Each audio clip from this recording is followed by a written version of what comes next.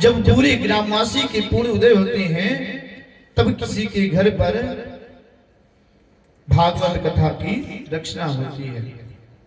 क्यों? अब लोग कहते हैं कि महाराज भागवत तो सुन हम रहे हैं, संकल्प हमने किया है, तो गांव भर के जीवों की कैसे?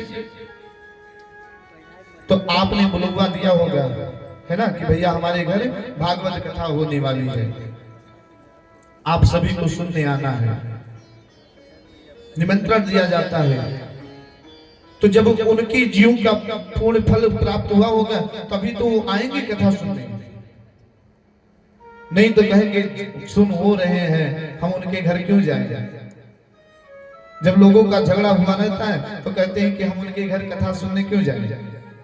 वो ये नहीं जानते कि मेरे जीवन का फल प्राप्त हो रहा है, उन्हीं के बहाने हम कथा को श्रवण कर ले।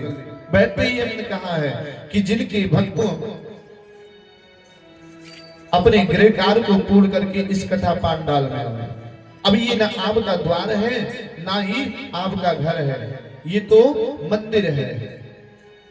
तो जब जीवों के कई जन्मों के पूर्ण उदय होते हैं महाराज, तब उन्हें श्रीमद् भागवत सुनने का सौभाग्य प्राप्त होता है। परिचिते कथावाकं सभायां संसते सुखे शुभम गृहीत्वो चा देवस्तम समागमः।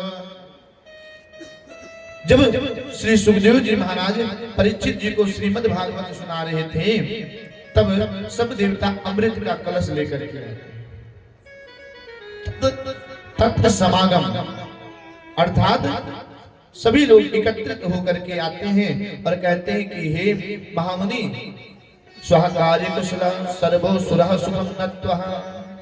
अपना कार्य बनाने के लिए निपुण देवताओं ने सुखदेव जी को प्रणाम करके कहते हैं इमं सुधम गृहीतो कथा